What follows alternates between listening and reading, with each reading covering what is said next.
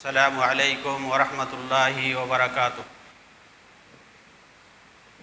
ان الحمد للہ نحمده ونستعینه ونستغفره ونؤمن به ونتوکل علیہ ونعوذ باللہ من شرور انفسنا ومن سیئات اعمالنا من يهده اللہ فلا مضل له ومن يضلل فلا هادی له وأشهد أن لا إله إلا الله وحده لا شريك له وأشهد أن محمدًا عبده ورسوله أما بعد فإن خير الحديث كتاب الله وخير الهدي هدي محمد صلى الله عليه وسلم وشر الأمور محدثاتها وكل محدثة بدعة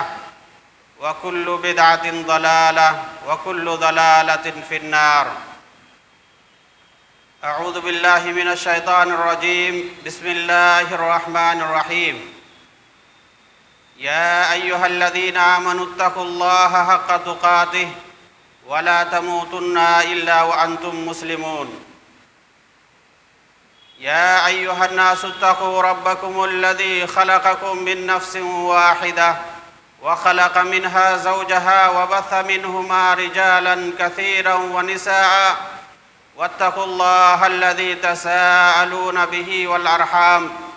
إن الله كان عليكم رقيبا۔ يا أيها الذين آمنوا اتقوا الله وقولوا قولا سديدا يصلح لكم أعمالكم ويغفر لكم ذنوبكم ومن يطع الله ورسوله فقد فاز فوزا عظيما۔ وقال الله تعالى في موضع آخر: إنا أنزلناه في ليلة القدر وما أدراك ما ليلة القدر ليلة القدر خير من 1000 شهر تنزل الملائكة والروح فيها بإذن ربهم من كل أمر سلام هي حتى مطلع الفجر۔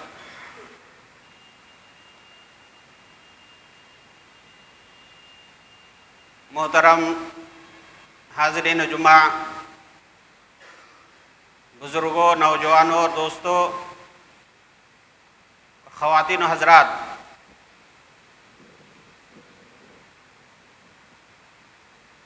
سب سے پہلے اللہ رب العالمین کی حمد و ثنا، تعریف و توصیف، کبریائی، بڑائی، ہر طرح کے حمد و ثنا اس اللہ رب العالمین کے لیے لائق و زیبا ہے، جن کے خاص توفیق سے اور خاص رحم و کرم سے آج ہم لوگ اس مبارک مہینہ کو حاصل کیا ہے۔ اس کے بعد ہمارے آخر نبی سید الانبیاء محمد الرسول اللہ صلی اللہ علیہ وسلم پر بے شمار درود نازل ہو، اللہم صلی علیہ، اللہم بارک علیہ۔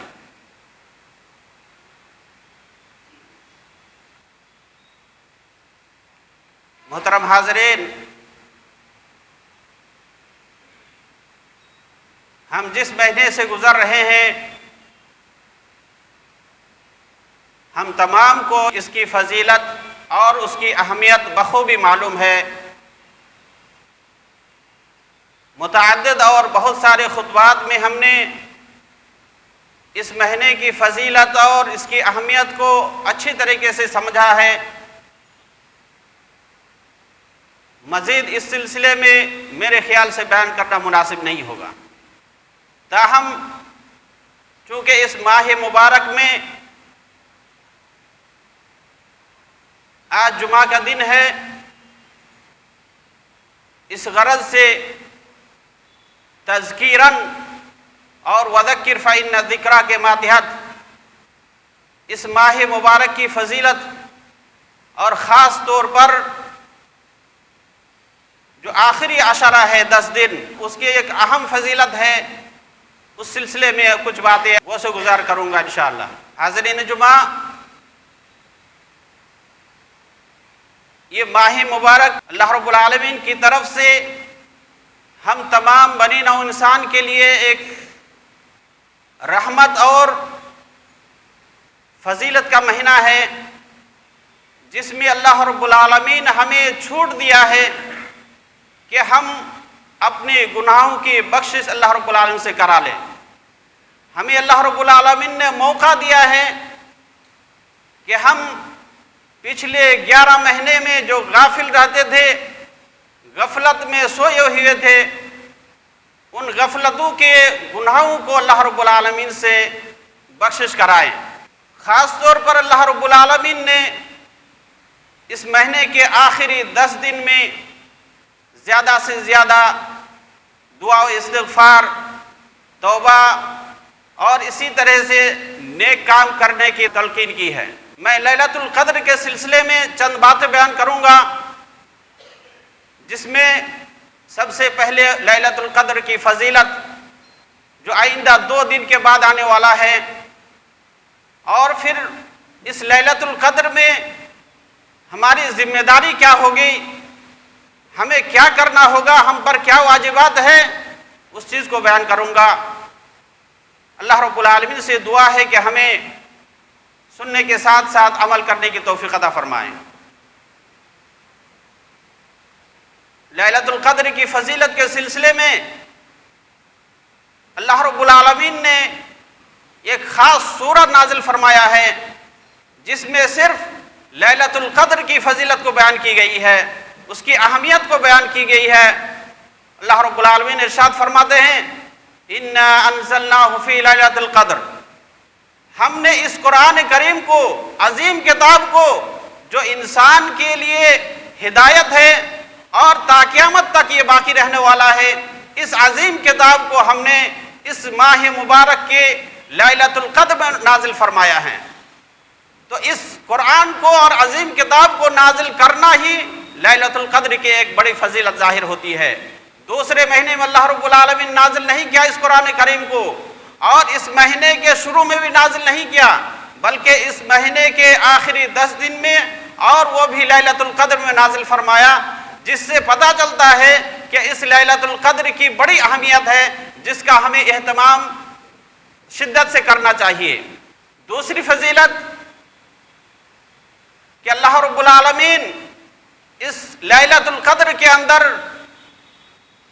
اگلے 1 سال میں ہونے والے ساری چیز کا فیصلہ کرتے ہیں، یعنی اس مہینے سے لے کر کے آئندہ رمضان تک جو تقدیر میں ہے، ان ساری چیزوں کو فرشتوں کے حوالے کر دیتے ہیں، ان کو سپرد کر دیتے ہیں، کہ انسان کی موت، ان کی حیات، ان کے رزق، ان کے سارے کاموں کو اللہ رب العالمین اس رات میں، لیلۃ القدر کے رات میں اللہ رب العالمین فرشتوں کو حکم دے دیتے ہیں کہ ان کے اگلے 1 سال تک کیا کرنا ہے، ان کو کہاں ان کی موت ہوگی، کیسے موت ہوگی، کیسے زندگی گزارے گا، کیا روزی کمائے گا، سارے چیز اللہ رب العالمین متعین کر دیتے ہیں، اور اس میں کسی طرح کی تبدیلی نہیں ہوتی ہے، نہ دعا سے تبدیلی ہوگی اور نہ کسی صدقہ خیرات سے تبدیلی ہوگی۔ اس سلسلے میں اللہ رب العالمین قرآن مجید میں واضح انداز میں بیان فرمایا، فیہا یفرق کل امر حکیم امرا من عندنا، یہ رات ایسی رات ہے، یہ لیلۃ القدر ایسی رات ہے جس میں اللہ رب العالمین کی طرف سے فیصلہ کیا جاتا ہے، ہر حکم کے متعلق فیصلہ کیا جاتا ہے انسان کے متعلق۔ تو یہ ایک ایسی رات ہے جس میں اللہ رب العالمین اپنے فرشتوں کو حکم دیتے ہیں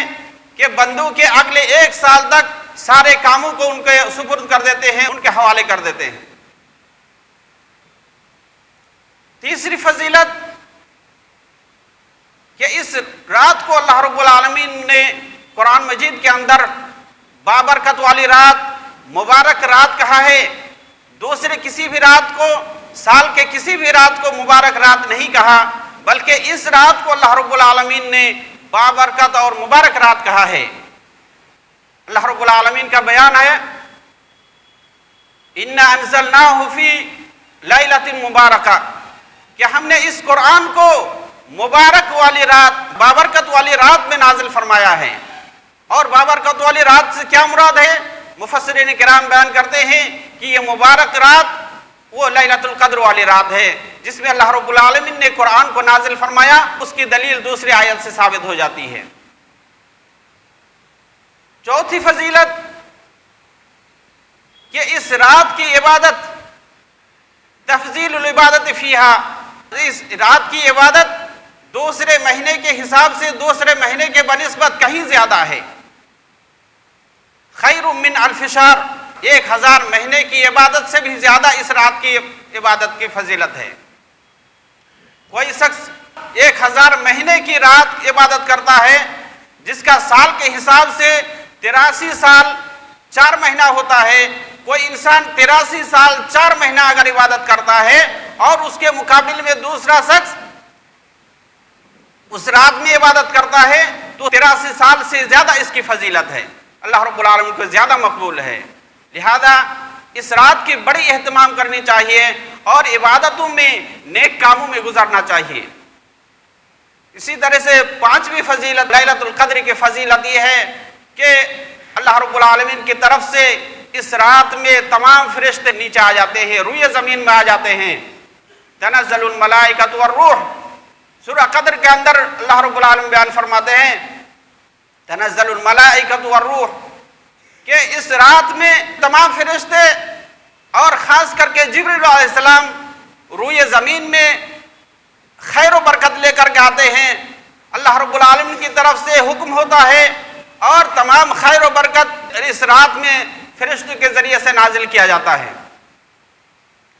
اسی طرح سے 6ٹھی فضیلت وہ یہ ہے کہ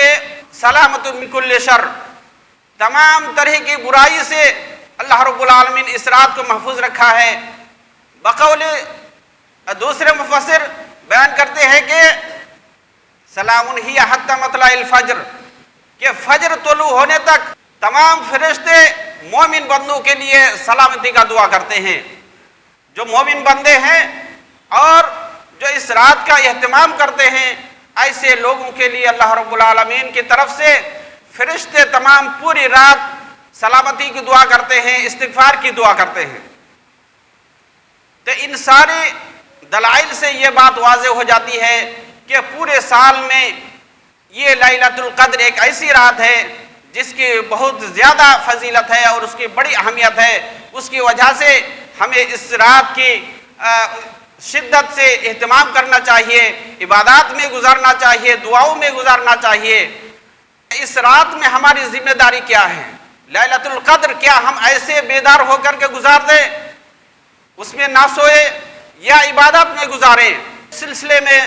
کچھ ہماری ذمہ داری بنتی ہے کہ اس رات میں ہم کیا کیا ہماری ذمہ داری ہے۔ سب سے پہلی چیز یہ ہے کہ قیام لیلۃ القدر بالصلاۃ، اس رات کو لیلۃ القدر کو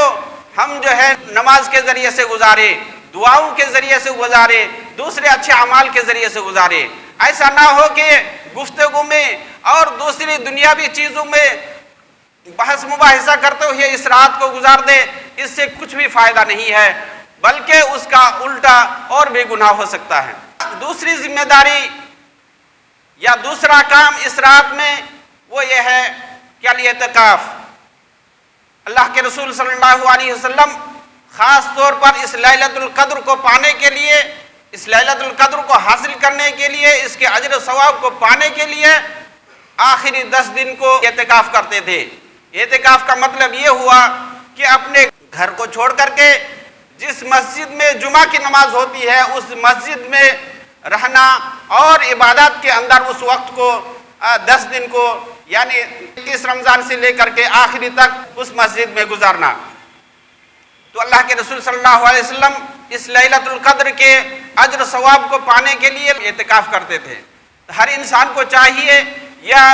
اپنے اپنے گھر کے ذمہ دار کو چاہیے کہ اعتکاف کا اہتمام کرے اور اس میں جو اجر و ثواب ہے اس کو حاصل کرے۔ دوسری ذمہ داری یا دوسرا کام اس لیلۃ القدر کا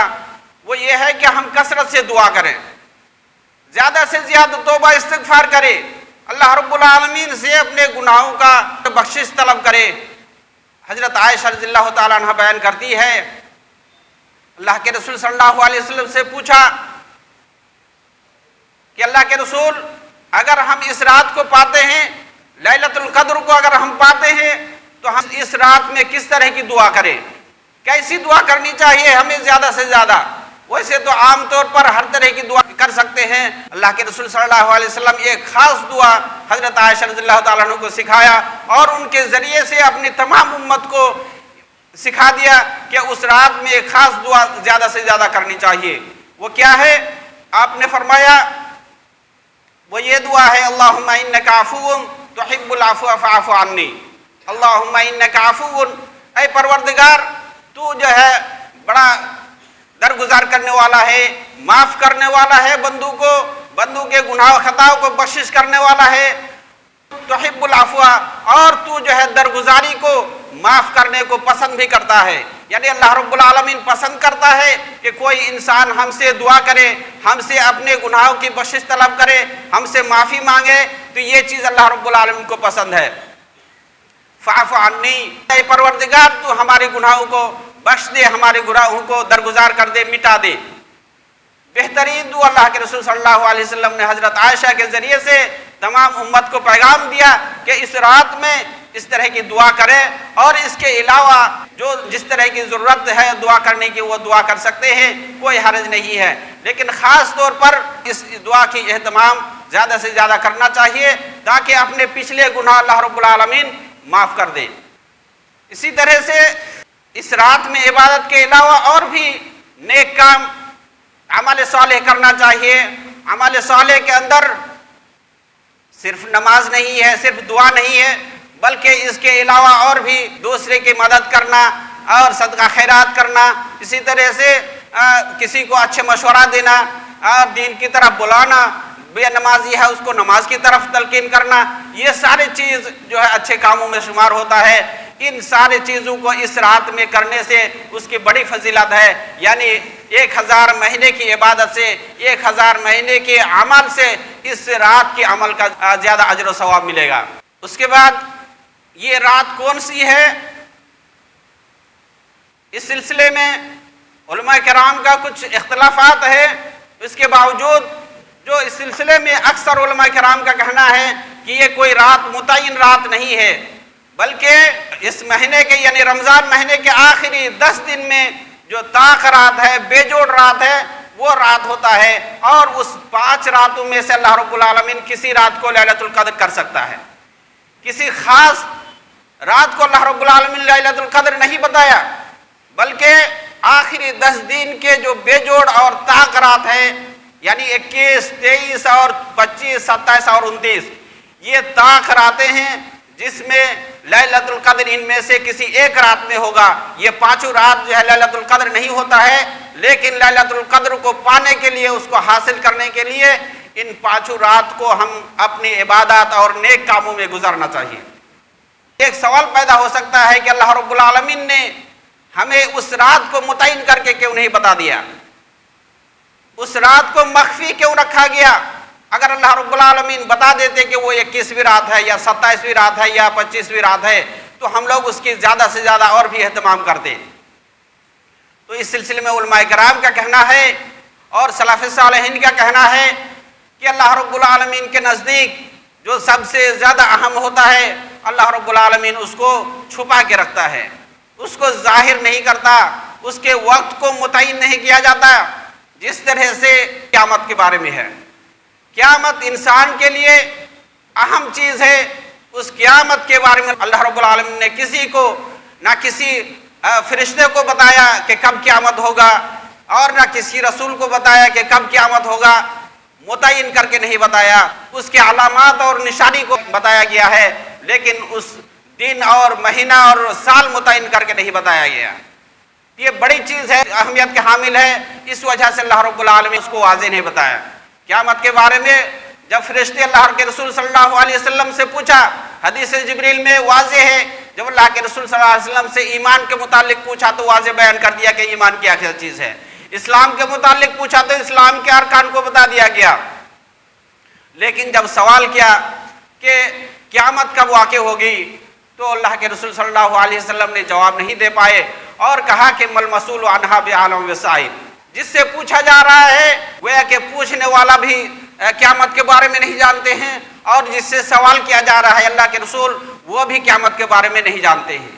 یہ قیامت جو ہے بڑی اہمیت کے حامل ہے، بڑا اہم چیز ہے، اس وجہ سے اللہ رب العالمین اس کو مخفی رکھا ہے تاکہ لوگ زیادہ سے زیادہ اس سے پہلے عمل کرتے رہے، اور کب قیامت آ جائے نہیں بتایا جا سکتا ہے، اور موت ہونے سے ہی گویا کہ قیامت ہے، اس لیے زیادہ سے زیادہ لوگ عمل کریں۔ اسی طرح سے لیلۃ القدر کے متعلق اللہ رب العالمین نے واضح انداز میں اور متعین کر کے نہیں بتایا ہے کہ فلاں دن 21ویں یا 23ویں رات کو ہی لیلۃ القدر ہوگا، بلکہ آخری 10 دن کے اندر جو طاق راتیں ہیں اس میں اللہ رب العالمین نے ایک رات رکھا ہے جس کو لیلۃ القدر کہا گیا ہے، اور اس کی عبادت 1000 مہینے کی عبادت سے زیادہ بہتر ہے۔ اللہ رب العالمین سے دعا ہے کہ اللہ رب العالمین ہم تمام کو اس لیلۃ القدر کی اہمیت کو سمجھنے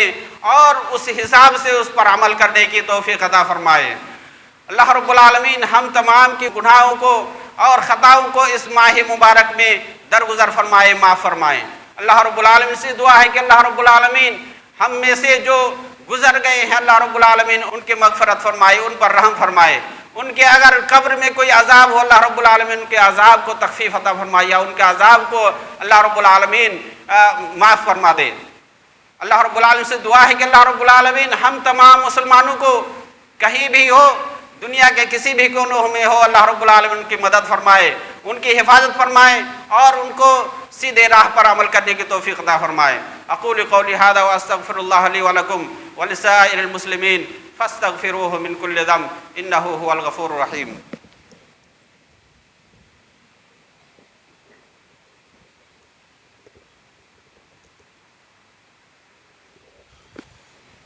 الحمد للہ رب العالمین والصلاة والسلام علی اشرف الانبیاء والمرسلین نبینا محمد وعلی آلہ وصحبہ اجمعین۔ قال اللہ تعالی شہر رمضان الذی انزل فیہ القرآن۔ اس ماہ مبارک کی فضیلت اور اس کی اہمیت جس طرح سے بیان کی گئی، اور خاص طور پر لیلۃ القدر کی فضیلت اور اس کی اہمیت، اور اس میں ہم تمام مسلمانوں کی کیا ذمہ داری بنتی ہے، ہمیں کیا کرنا چاہیے، یا کس طرح سے اس رات کی استقبال کرنا چاہیے، ان تمام چیزوں کے متعلق بیان کیا گیا۔ اللہ رب العالمین سے دعا ہے کہ اللہ رب العالمین زیادہ سے زیادہ نیک عمل اور روزے کو بہتر انداز میں ادا کرنے کی توفیق عطا فرمائیں، اور آئندہ جو لیلۃ القدر آ رہا ہے اور خاص طور پر اس آخری 10 دن میں اعتکاف کرنے کی توفیق عطا فرمائیں۔ بارک اللہ لنا ولکم فی القرآن العظیم ونفعنا وإیاکم بالآیات والذکر الحکیم، انہ تعالی جواد کریم بر رؤوف رحیم۔ عباد اللہ رحمکم اللہ، ان اللہ یأمر بالعدل والإحسان وإیتاء ذی القربى وینہی عن الفحشاء والمنکر والبغی یعظکم لعلکم تذکرون، ولذکر اللہ اکبر واللہ یعلم ما تصنعون۔